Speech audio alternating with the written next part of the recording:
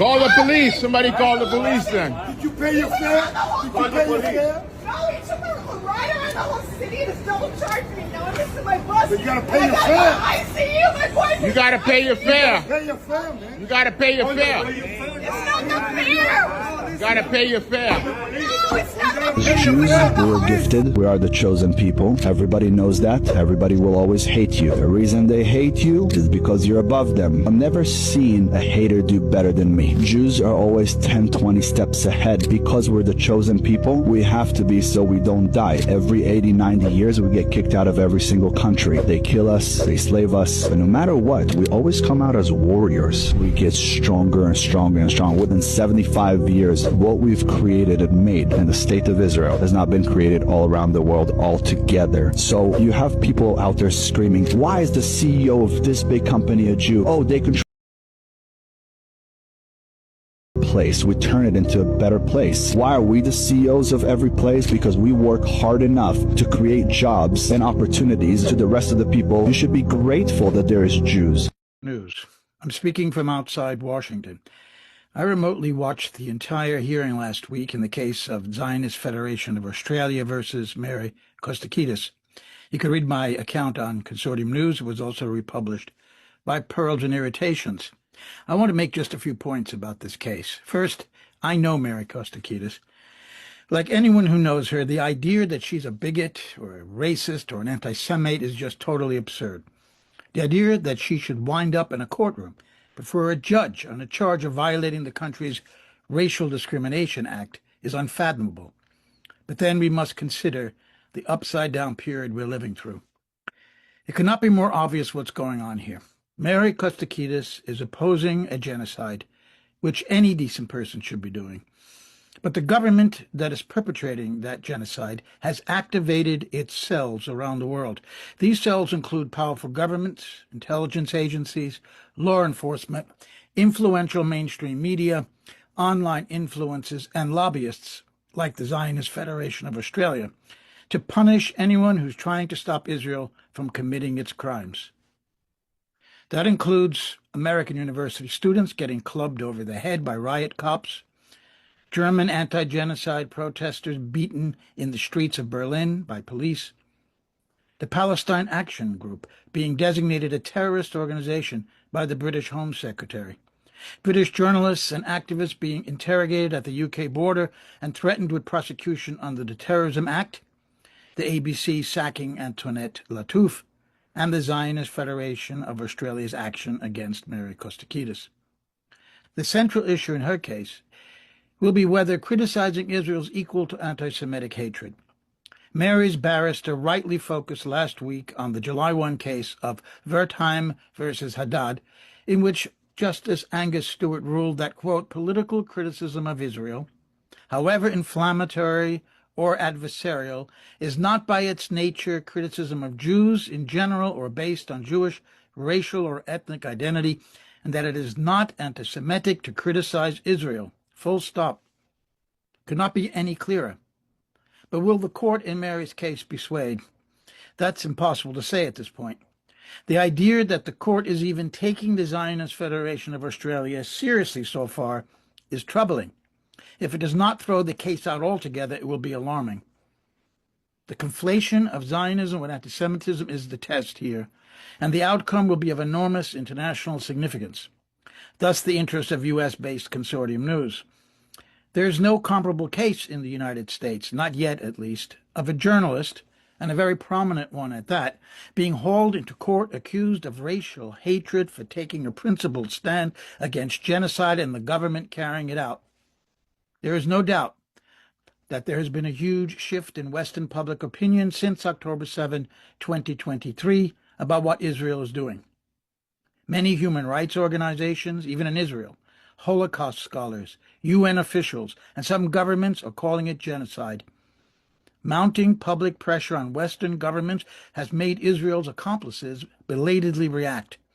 They've dipped their toe in the water and are blaming Israel for the starvation in Gaza, and some are vowing to recognize the existing Palestinian state.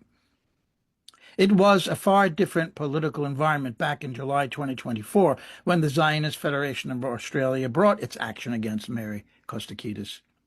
Whether that growing public outcry will be heard in the federal halls of justice in Australia is the question. The judiciary has the opportunity, in Mary's case, to show up a craven and complicit Australian government and take a stand against Israel and its minions that will reverberate across the West.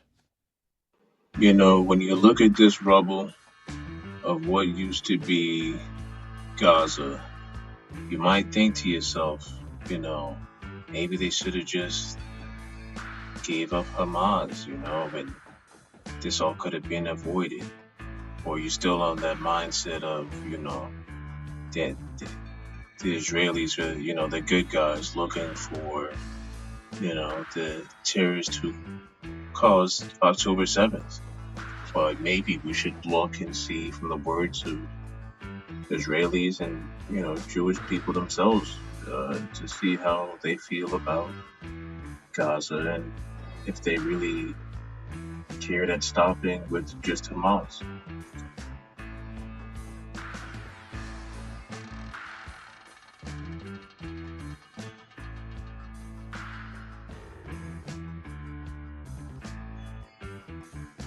Arabs will not stay in the Gaza Strip. Who will stay? Jews. Africa is big. Canada is big.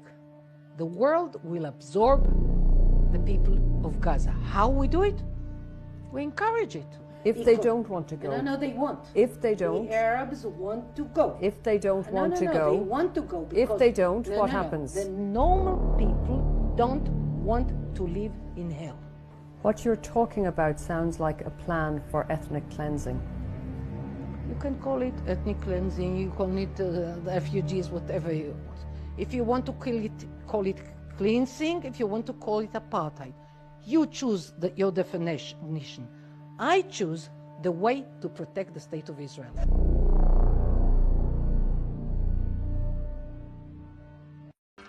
If this Gaza situation had any other ethnic group of perpetrators involved, we would have seen the UN, NATO, every U.S. agency, every NGO, every type of charity group, we would have seen all types of commercials condemning those people, and people would have came out with all types of sanctions, and it would have been a whole fireworks situation.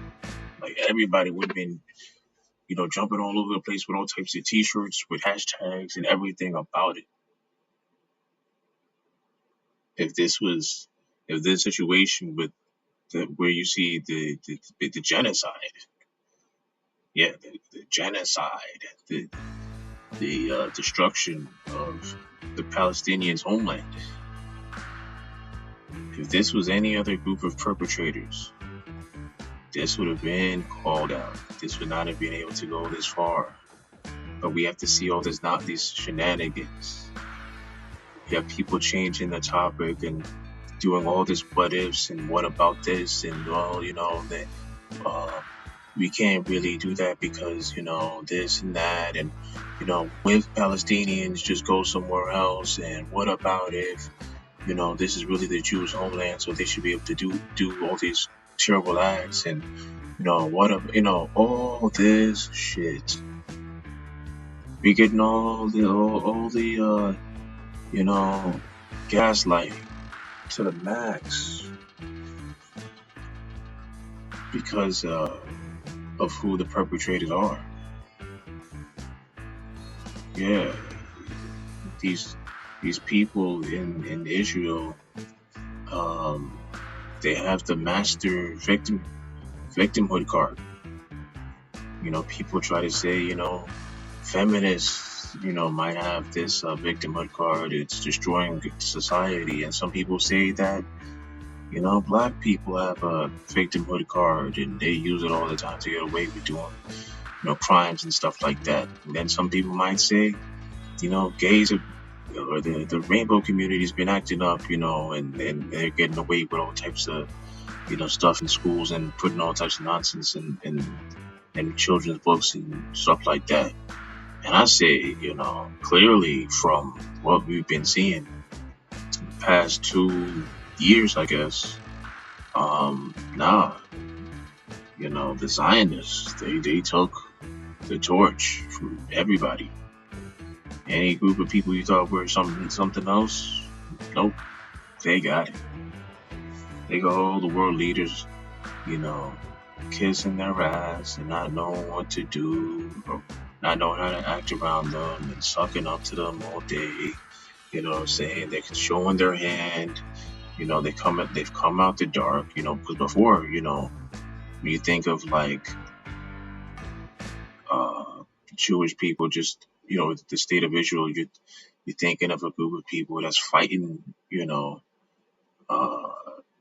They're fighting the fight to get their own land. They want to secure their land. And, you're just thinking, oh, they're just helpless people that have just always been historically down. You don't really, as the casual person, you don't really think of, these people just being like these crazy monsters. Because, when you grow up in, the regular non-conspiracy world, you're just like, hey, these people went through the Holocaust. They went through, injustices through history. If you went to, Bible school and stuff like that, you of course, you identify with the Bible and you know the stuff that the Hebrews went through and all that kind of stuff. And, what the nation, or what God promising them Israel, and them having to go through the obstacles of fighting against different nations that challenge them and all that type of stuff. So when you see these people that's in Israel, you're like, hey, you don't want to see them going through anything, getting discriminated against. So, when you hear them fighting, you're like, well, there you go. And then, of course, growing up, if you're like born after the 80s or whatever, you're hearing all this terrorism, this and terrorism, that from the Arabs. So you definitely aren't on their side, unless you're like really looking into things. You just see the stuff on the news, that all the terrorism and things like that. And so you're like, nah, like these guys gotta, someone's gotta stop them. And, you're like rooting for America to intervene in the Middle East, and you're hoping Israel can stand on its own, or stand, in the middle of the craziness. But then, things don't seem right, as you get older and you look things up, or you see things in the news, and, you know what I'm saying? It's just, things aren't right. And Israel has its hands in way too many affairs in the world. Way too many affairs. And so, this whole victimhood thing that they're trying to pull, it's just not, if you're paying it to any slight attention, that's not going to work. We see your hand now. You can keep trying to pretend, oh, no, we're just these little poor people, and we're not doing anything. The Palestinians or Hamas, it's Hamas this, Hamas that. Dude, you're Zionists or putting an end to all that victimhood stuff. They're letting you know they want to destroy that. They want to destroy the identity, this whole Palestinian identity. They want to get rid of the Gaza Strip. They want to annex that. I'm pretty sure they have their settlers moving into. They have their settlers moving into what's this area? The West Bank. I'm pretty sure they're gonna be taking that. They want all that, and they're gonna have. They're gonna have their way if we don't figure something out. If the world doesn't figure something out, they're gonna have their way, and they're gonna be illegally occupying this area, And it wasn't supposed to be this way. This was supposed to be a two-state solution.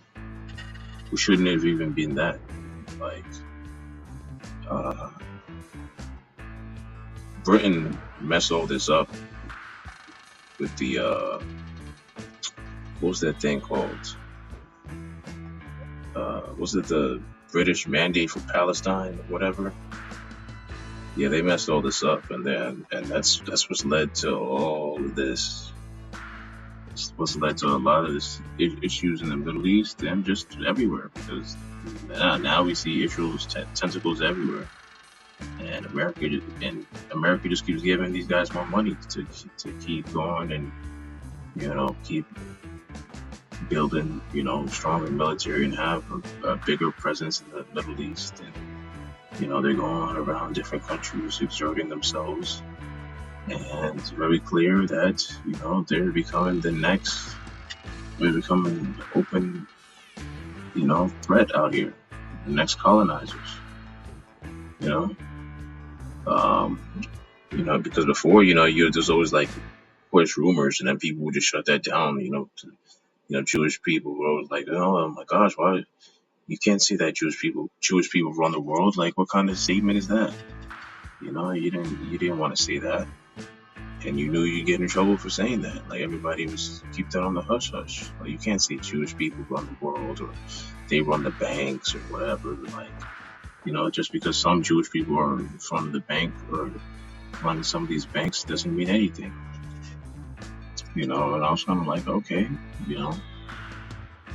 I'm not just gonna blanket a quote group of people as running the world, just because they have, Jewish people are good or seem to be good at running banks or being in charge of banks, and seem to be represented in Hollywood and all that. I'm not really gonna trip on that or really think too much about that. That's what I thought a long time ago.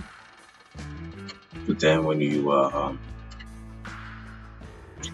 take a look at all the people that's involved, a lot of stuff in Hollywood and controlling Hollywood and the things that we see and the things in media and the banks and all that, and then you think of how these people also that goes into the government, and how these people are able to control the government and the CIA, and how the CIA is tied in with Israel, and you just gotta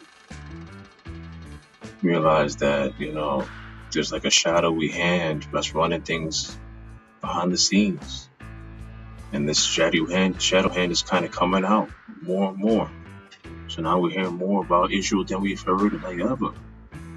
Like, you're hearing about them all over the place. They're acting a fool in South America and Argentina. You're hearing allegations. You're hearing about them in Australia involved in stuff. You're hearing about them of course, in the States. You're hearing about them in Canada. You're hearing about them everywhere, openly involved in stuff. And before, even like 5 years ago, they weren't moving this bold. When you think of like Jewish people, you always think of people who are like more quiet and reserved and keeping to themselves.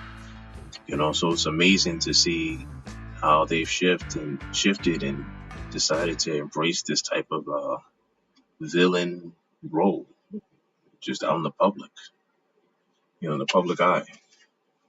And I feel like that's what gave them like their that's what helped them out before in the past. Because they're seen as like a small sector, minority people who just wanted to keep to themselves. They just wanted to practice their way of life. They wanted to dress, conservative. They wanted to, just go to their synagogues and do their worship. So like, why, try to bother these people? Just let them be in their community and do what they have to do. But now it's like, no. They're out here acting a fool. You see them in protest.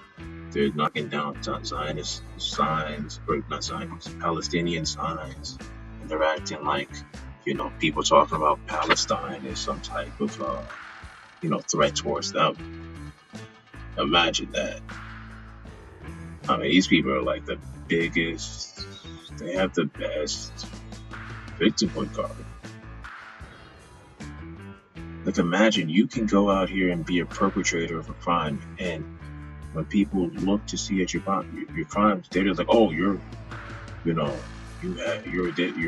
this, you're from the Smith family, and so can't do anything about the Smith family because they secretly run everything, but no one can say anything. So we have to just not talk about it. We just have to pretend it's not happening. Oh, you're another Smith. They got in trouble for saying crazy stuff about this.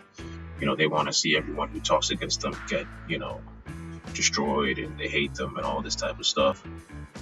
Now, instead of doing something about it, because they're talking very genocidally and they're helping perpetrate all types of crimes, we're just gonna ignore them, and we're just gonna dismiss it and just say it's like a two-sided type of thing, like this bad Jewish, or they're gonna try to do like, oh, some are like that and some are not, and then there's bad Palestinians and good Palestinians and good Israelis and bad Israelis, but it's like, no, Palestine's suffering way more than Israel. Israel's getting money, billions and billions and billions from the United States. Okay, while Palestine is out here on life support, and they still want more money to come and continue bombing these people. And there's so much unlawful shit in what they're doing. Palestine has a population of, I think half their population is like women and children, and they're out here just indiscriminately just bombing, and they're doing it without verifying if they're engaging with an enemy. Because in war, you're supposed to, you're supposed to be engaging with an actual enemy, the armed enemy. You have like you're engaging with an armed combatant situation. You can't just go out here just firing on civilians, and they're doing that, and they're still the victims. So this is a situation I don't know how we're gonna deal with. It's like these guys have they got everything on their side. Like I said, they're controlling the government in the shadows. They're controlling all the media and the narrative. They're buying up social media. So they got some of their folks buying TikTok or bought TikTok already. They buying consent. They're making it hard for anyone to talk about what's going on.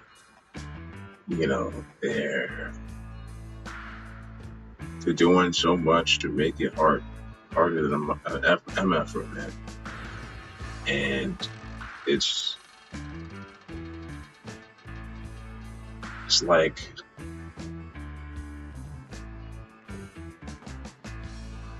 what is the belief? What do you do when you have a group of people that are running the show and you have to try to beat them? When they can just immediately fall down and be believed about anything. They can create any narrative they want to, and they just get to get their sob story at the expense of everyone else. And this is what's creating everyone's frustration. And it's crazy to see them be tone deaf. So now all the anti-Semitism, and all the world's feelings for anti-Semitism have gone completely out the window. With their with the tone deaf behavior of Israelis, worldwide. People seeing how they really act, and so they're always crying about like where's the shift come from? It's come from y'all.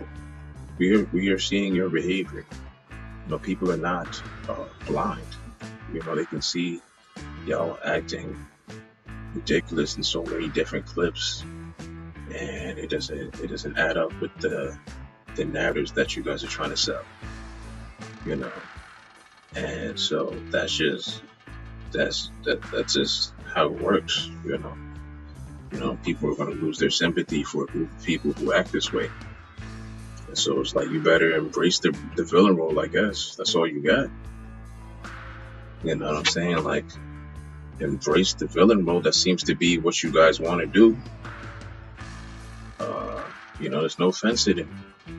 Once you cross that side, you know, now you're in the villain role, and you know what I'm saying? People aren't trying to hear about, you know, oh, I felt like this was anti-Semitic. That is not going to mean anything.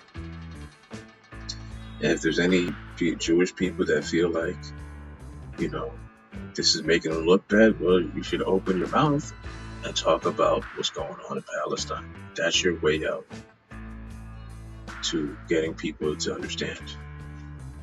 And there's no way that you should be so tone deaf and out of your mind just to think that talking about the leveling of Palestine is somehow going to affect you or makes you a target. Like, be serious. Like, you have to be out of your mind to think that you're going to be a target if you speak positive, or you want to bring a light to Palestinians who've been a victim of you know, these airstrikes and these war crimes committed by the Israelis, the IDF, Netanyahu. You know, if you speak up and open your mind, it'd help a lot, because now you have someone who's actually you know, of that background, of a Jewish background, of an Israeli background, speaking and saying, hey, you know, I do not get down with this is not what our people are about. But instead you see many Jews going out here and celebrating the genocide and laughing and enjoying themselves and thinking that this is just the best thing ever. And it's just like, wow. Like, is this real life right now? Like people are bragging about genocide. We live in, like, everyone's always crying about, like, man, like, what if a genocide happened? Or, you know, what side would you be on? And, you know, how would people deal with this? And how would people deal with it in the modern timeline? And here we are. We're in a time where it's happening, and no major governments really moving to stop Israel. You know? Yeah, of course you have a lot of people protesting. People are pissed off. You know? But it's very clear that our politicians have they've sold out. And so they are up Israel's ass. They're up there. And they don't know what the people have had enough about. So, you know, this whole Israel thing, Israel-Gaza situation has exposed a whole lot over the last couple of years. Now we're seeing, like, who is really in charge. You know, we're seeing the donations being talked about, the donations to Israel, you know, being talked about in public. We're seeing the talks about, you know, who really runs Hollywood. You know, we're seeing the talks about the IDF. We're seeing all the talks that are coming out into the open. Before, you couldn't talk about this without being seen as a nut job. You know, now we can really talk about Israel and bring, you know, like, kind of bring them down to earth. Because, you know, I guess, you know, when you think of Jew, like, the conversation about them and the power they have, you can't talk about them. So this kind of gives them a power. You know, you can't talk about this group of people. They're like above, you know, reprimand. And so, you know, you have to just kind of say it in a cold kind of way, not to not get canceled. But now, when, you know, seeing how much brutality is going on, now you can kind of be like, hey, like, what the hell? And hope that, you know, we can finally rise up and create a strong voice and become a contingent to stop, the crisis over there in Gaza, so that the Gaza people can finally, live and not have to live and not feel like they're going to be exterminated, not have to live in fear. And that's just my take, it's like, I just want to hope that we can come up with some type of counteractive policy and movement to what's going on in Gaza. Because you got to understand, they're not going to stop there. They got their hands in different countries doing fuckery all over the place. So some people don't really care. They're just like, man, it's off in the Middle East. I'm not over there. That's not my problem. And it's like, nah, they got their hands all over the place. So, you know what I'm saying? Like, you might want to pay attention. That's why you need to pay attention. People need to stop being in their own bubble and realize what's going on. We got to realize it's a global community. We can't let this happen. So that's my thoughts on everything. Let me know what y'all think. Yeah, goys, that's all you guys are. You ever hear that word? Goy. It's Yiddish for non-Jew. Yiddish is like Jewish Ebonics. Goy means non-Jew. And just so you know, when you hear it, you think it's fun and friendly when they're saying it to you. It's not. They're shitting on you to your face. Goy is a derogatory word. Probably my favorite derogatory word. Yeah, because most derogatory words, they single out one race or culture and make them feel bad. Not goy. Goy is the most inclusive of all the derogatory words. Do you know how pompous that is to have as your term for the other? That means to them it's 0.1% of the world. And then, ugh. Various shades of goy.